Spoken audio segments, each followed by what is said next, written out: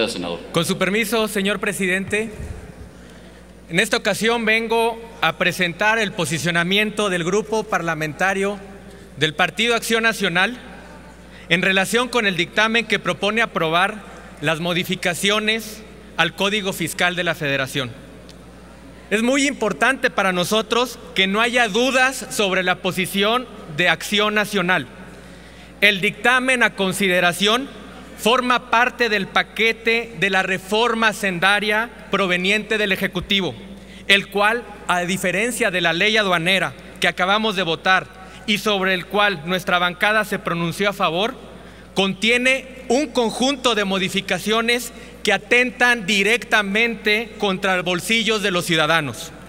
El Código Fiscal que nos ocupa y que se pretende reformar se establecen atribuciones y facultades de la autoridad recaudatoria como revisiones y demás instrumentos de fiscalización, y por otro lado se prevén también los medios de defensa y acreditación del contribuyente, tales como las declaraciones, recursos administrativos e instrumentos de justificación. Todo en relación a los impuestos que el Ejecutivo pretende imponer a los mexicanos y respecto de los cuales Acción Nacional está en contra.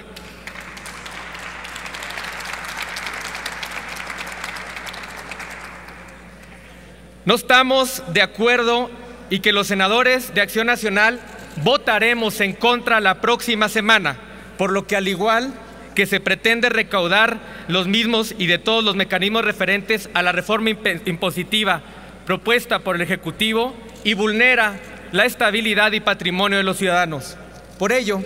la fracción parlamentaria a la que hoy represento se pronuncia en contra de dicho ordenamiento, porque insistimos en que las diversas modificaciones propuestas atentan no solo contra el patrimonio de los contribuyentes, sino que también restringen y vulneran los derechos y principios tributarios consagrados en nuestra Constitución. Entre ellos, podemos destacar en primer lugar las modificaciones relativas al tema del dictamen fiscal, las cuales colocan en desventaja a las empresas con mediana o poca capacidad administrativa frente a aquellas de mayor capacidad. Tal y como nos pronunciamos en el análisis del dictamen de las Comisiones Unidas de Hacienda y Crédito Público y de Estudios Legislativos Segunda, es de resaltar que hace más de 50 años se otorgó a los contribuyentes cumplidos esta opción de dictaminar por contador público sus estados financieros y el cumplimiento de sus obligaciones fiscales. A partir de ese momento, el dictamen fiscal se convirtió en un poderoso instrumento de fiscalización que ha evitado a los contribuyentes molestias innecesarias, permitiendo al fisco orientar su acción contra los defraudadores. Sin embargo,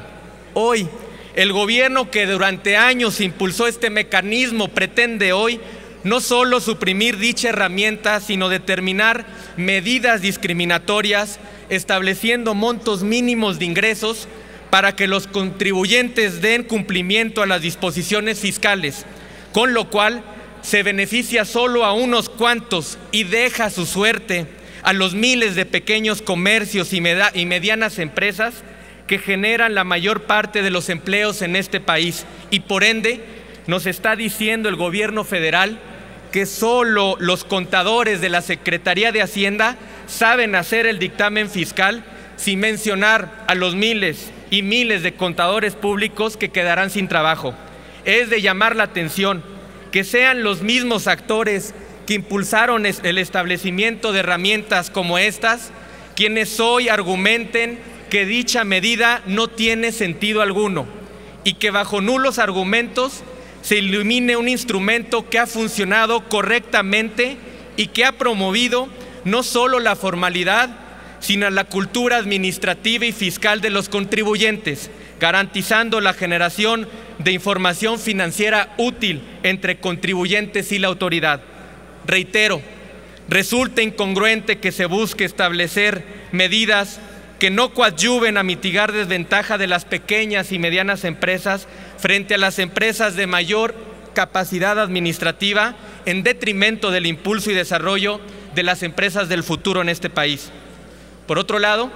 en reiteradas ocasiones se argumentó que uno de los objetivos de la reforma consistía en la simplificación tributaria. Sin embargo, las modificaciones que se proponen a este ordenamiento resultan contradictorias con el mencionado propósito, pues solo generarán innecesarias molestias a los contribuyentes, repercutiendo incluso en el pago de multas, una vez más, en detrimento de las empresas que generan aproximadamente el 20% del PIB nacional. La exigencia de ingresar la contabilidad de forma electrónica genera, en perjuicio de los contribuyentes, una carga administrativa muy onerosa, que tiene que ver con la adquisición, renta de sistemas de cómputo, servicios de Internet, sistemas de seguridad y, en general,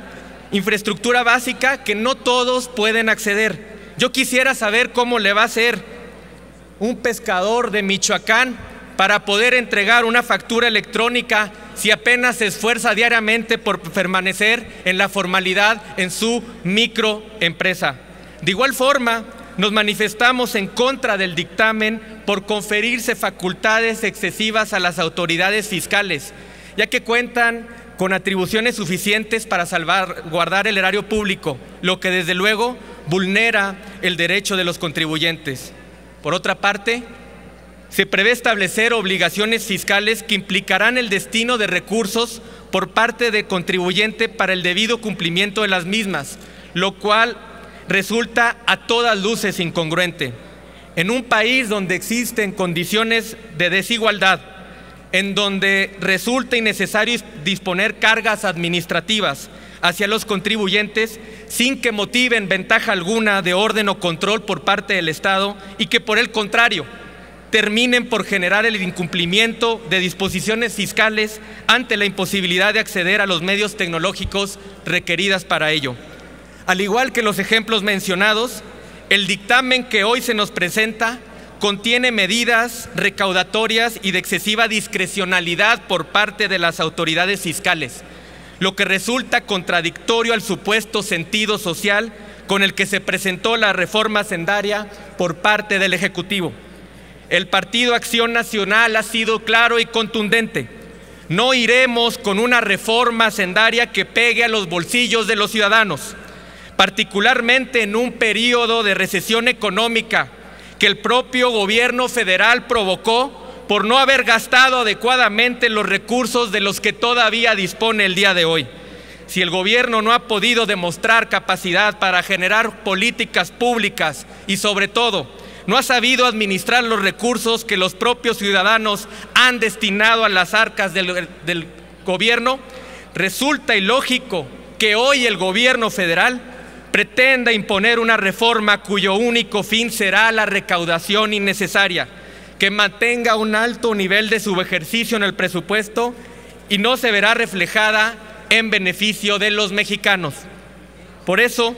los senadores de Acción Nacional asumimos que el gobierno federal ha incumplido el compromiso de proteger y velar por los patrimonios de todos los mexicanos. Por el contrario, Acción Nacional está del lado de las familias, está del lado de los trabajadores, de los empresarios, de los productores del campo que luchan por formar un patrimonio y quienes luchamos con nuestro esfuerzo diario por generar riqueza y bienestar a la sociedad. Es cuanto, señor presidente.